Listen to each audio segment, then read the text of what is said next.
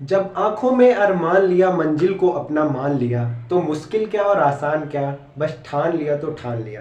नमस्कार दोस्तों, मैं हूं ऋषभ तिवारी और स्वागत है आप सभी लोगों का मेरे इस यूट्यूब चैनल पर। जैसा कि हम सभी लोगों की चर्चा भारत के संविधान पर हो रही थी, कुछ व्यक्तिगत बाधाओं की वजह से मैं वीडियो लेकर नहीं आ पा रहा था आप सभी लोगों के बीच में, किंतु उन सभी समस्याओं का समाधान करके आज मैं बहुत दिनों बाद फिर से एक छोटी सी वीडियो आप सभी लोगों के बीच में ला रहा हूं। एक छोटा सा निवेदन है आप सभी लोगों से कि मैं जब बोल रहा होता हूं, ये क्लास रिकॉर्ड कर रहा होता हूं, तो मेरे सामने कोई नहीं होता है। तो हो सकता है कि कुछ ऐसी बात या कुछ ऐसे फैक्ट निकल जाए जो हो सकता है गलत हो। तो आप सभी लोगों से रिक्वेस्ट है कि अगर आप सभी लोगों को वो जानकारी पहले से है तो मुझको अपडेट कर दिया करिए, क्योंकि बहुत मेहनत पड़ती है वीडियो रिकॉर्ड करके अपलोड करने में, डाटा भी खूब पड़ता है। तो इसलिए आप सभी लोगों से थोड़ी रिक्वेस्ट है कि उसको माइंड ना करिए, उसको कमेंट करके हम सभी लोगों को अपडेट कर दिया करिए। तो हम सभी लोग संविधान की चर्चा कर रहे थे, उसके कुछ बेसिक देखे थे। आज हम सभी लोग सर्वप्रथम भारत के संविधान को जानने का प्रयास करेंगे और ये कोई एक दिन में नहीं पूरा होगा, ये लंबा प्रोसीजर चलेगा। लगभग 10 से 15 मिनट की डेली की वीडियो हम आप सभी लोगों के बीच में प्रोवाइड करवाएंगे। तो आप सभी लोगों से निवेदन है कि वीडियो को पूरा देखें। तो जैसा कि भारत देश में जो शासन चलता है वो कैसे चलेगा, किस बात पर चलेगा, किन शर्तों पर चलेगा, किसके लिए चलेगा, भारत देश में जो चुनाव है वो कैसे होंगे, और भारत का जो हेड ऑफ स्टेट है वो कौन होगा, प्रधानमंत्री क्या है, राष्ट्रपति क्या है, नागरिक क्या है, आम जनता क्या है, और सुप्रीम कोर्ट क्या है, हाई कोर्ट क्या है, इन सभी तमाम बातों को डिस्कस करेंगे हम सभी लोग भारत के संविधान में। तो सबसे पहले हम सभी लोग जानेंगे कि भारत का संविधान क्या है। भारत का संविधान एक पुस्तक का नाम है क्या, भारत का संविधान, जिसमें ये बात तय है कि भारत देश में कैसा शासन चलेगा। तो उस भारत के संविधान में, उस पुस्तक में 22 भाग, 395 अनुच्छेद और 12 अनुसूचियां हैं। जी हाँ, 395 अनुच्छेद, 22 भाग और 12 अनुसूचियां हैं। जबकि मूल संविधान में 8 अनुसूचियां थी। जबकि मूल संविधान में कितनी अनुसूचियां थी? 8 अनुसूचियां थी। 4 अनुसूचियां बाद में जोड़ी गई है। वर्तमान में कितनी अनुसूचियां हैं? 12। और इसके अतिरिक्त जो कि भाषाएं थी मूल संविधान में, वो 14 भाषाएं थी। और वर्तमान में कितनी भाषाएं हैं? तो 22 भाषाएं हैं। उस पर हम सभी लोग, जब आर्टिकल आएगा हम सभी लोगों का, तब उस पर डिस्कस करेंगे। वर्तमान में 22 भाषाएं हैं। तो जो भारत का संविधान है इसमें 22 भाग हैं, और उसी 22 भाग में से आज हम सभी लोग पहला भाग उठाएंगे।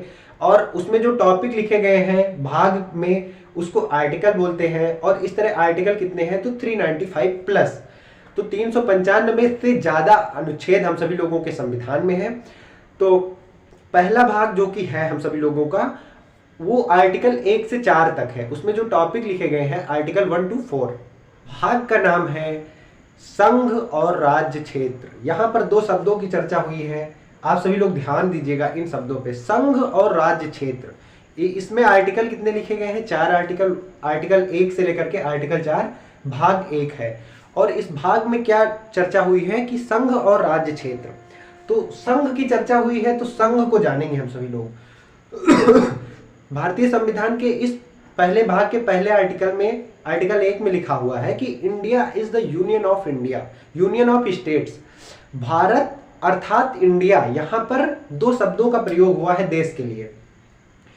भारत और India is the union of state. Bharat राज्यों का संघ है। भारत या इंडिया क्या है? राज्यों का संघ है। भारतीय संविधान में पहली बार यहीं पर भारत देश के 2 नामों की चर्चा हुई है। तो संघ क्या है हम सभी लोग देखें अगर, तो संघ वो 2 प्रकार के होते हैं। संघ, एक संघ होता है, एक और संघ होता है, एक परिसंघ होता है। इंग्लिश में अगर वर्ड के हिसाब से देखेंगे तो हम सभी लोगों को डिफरेंस आसानी से समझ में आएगा, क्योंकि एक होता है यूनियन जो कि भारत है, India is the union of states, और एक होता है कॉन्फेडरल, और एक होता है फेडरेशन। तो कॉन्फेडरल होता है परिसंघ और फेडरेशन होता है संघ। तो इन सभी लोगों में बहुत अंतर होता है। अगर सबसे पहले हम सभी लोग जानने का प्रयास करेंगे तो कॉन्फेडरल को अगर देखें तो कॉन्फेडरल भी परिसंघ होता है। इसमें जो स्टेट्स होते हैं, देश के राज्य होते हैं, ये कंप्लीटली स्टेट नहीं हो करके एक देश होते हैं, और इन देशों की बॉन्डिंग होती है एक देश के साथ में जो कि शासन करता है उन सभी देशों पर। नहीं समझ में आई बात? बिल्कुल नहीं आई होगी। जो राज्य होते हैं उनकी बॉन्डिंग होती है एक देश के साथ। जैसे मान लीजिए कि भारत एक देश है और इसमें 28 राज्य, 8 केंद्र शासित प्रदेश हैं। तो भारत अगर राज्यों का संघ ना होता, कॉन्फेडरल होता, परिसंघ होता, तो जो हर देश के मुख्यमंत्री होते हैं ये वहां के हेड हुआ करते, ये किसी पर डिपेंड ना हुआ करती। लेकिन क्या है, अपने यहाँ एक शासन होता है। किसका शासन? राष्ट्रपति का शासन। अपने यहाँ जो शासन होता है वो एक शासन होता है, राष्ट्रपति का शासन। तो यहाँ पर जितने भी स्टेट हैं इनकी कोई बॉन्डिंग नहीं है, ये भारत देश के ही है। जबकि क्या होता है, परिसंघ में इन लोगों की बॉन्डिंग होती है, इन राज्यों की बॉन्डिंग होती है एक देश के साथ में, और ये कभी भी अलग हो सकते हैं। जबकि भारत देश के राज्य कभी भी अलग नहीं हो सकते हैं। तो ये बात लिखी गई है आर्टिकल 1 में, और ये था कॉन्फेडरल। इसके बाद हम सभी लोग बात करें अगर फेडरेशन की, तो फेडरेशन भी सेम ही होता है, किंतु इसमें कम राज्य जुड़े होते हैं और ये फेडरेशन की अपेक्षा थोड़ा सा स्ट्रांग होता है। इसमें भी स्टेट जो होते हैं कभी भी अपनी इच्छा से अलग हो सकते हैं, क्योंकि ये एक बॉन्ड के तहत एक देश से जुड़े हुए होते हैं। जैसे अमेरिका में क्या है, फेडरेशन है, यहाँ पर 50 से अधिक राज्य हैं, 50 प्रोविंस है यहाँ पर। तो यहाँ के जो राज्य हैं ये एक बॉन्डिंग के साथ में अमेरिका से जुड़े हैं, तो ये कभी भी अलग हो सकते हैं। जबकि तीसरी बात आती है संघ की। संघ में क्या होता है, राज्यों का संघ होता है और इनके राज्य कभी आपस में अलग नहीं हो सकते हैं, अर्थात ये एक ही रहेंगे। भारत क्या है, इंडिया इज और Bharat is the union of state. Bharat क्या है, राज्यों का संघ है। ये बात लिखी हुई आर्टिकल 1 में। अर्थात वर्तमान समय में भारत देश में 28 राज्य, 8 केंद्र शासित प्रदेश हैं जो कि बिना किसी बॉन्डिंग के अपने देश के साथ जुड़े हुए हैं, और ये अपनी इच्छा से कभी अलग नहीं हो सकते हैं।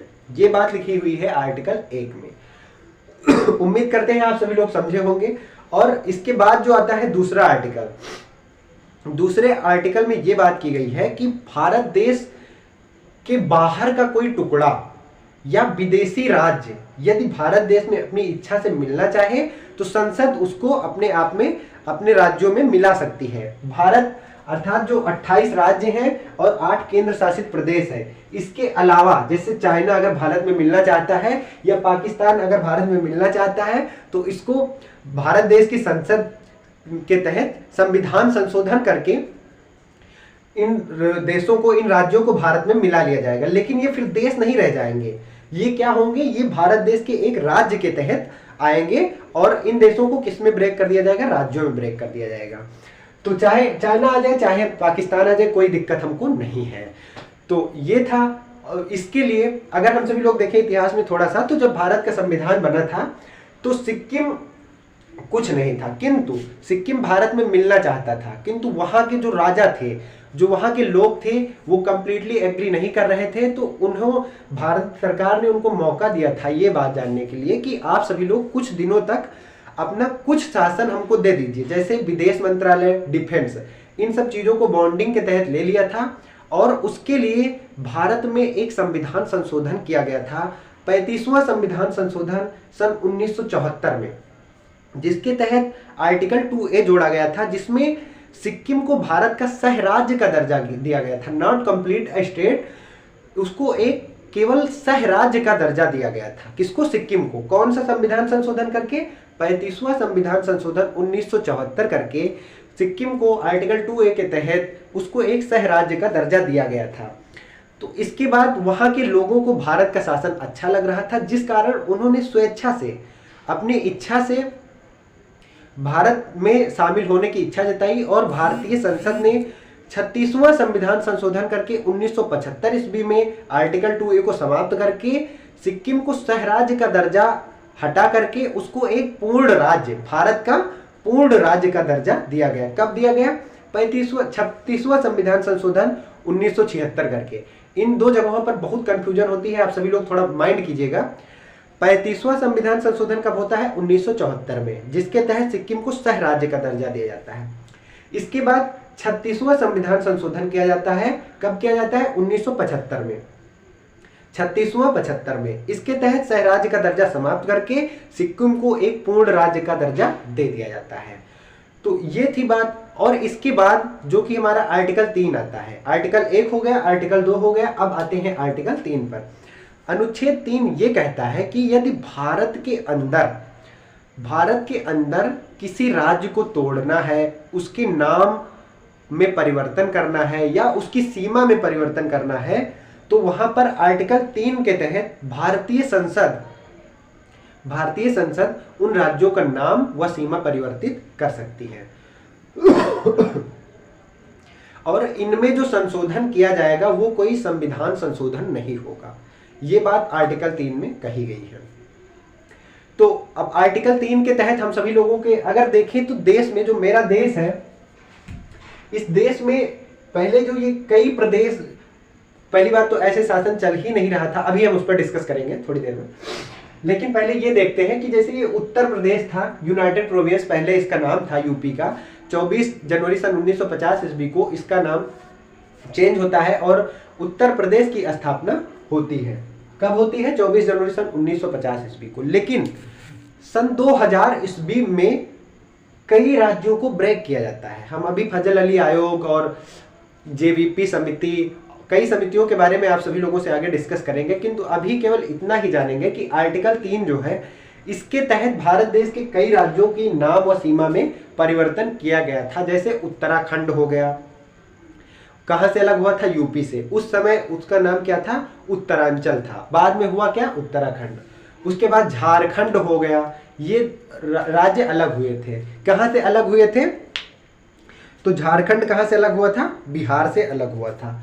तो ये हो गए हमारे बात आर्टिकल 3 के तहत। अब बात कर ले अगर आर्टिकल 4 की, तो उसमें केवल ये बात लिखी गई है कि आर्टिकल 4 को 368 से बाहर रखा गया है। अर्थात जब भारतीय संसद 2 और 3 की बात करेगी आर्टिकल, तब उसमें जो भी संशोधन होगा वो एक नॉर्मल विधेयक कहलाएगा, ना कि संविधान संशोधन। ये बात कहां की गई है?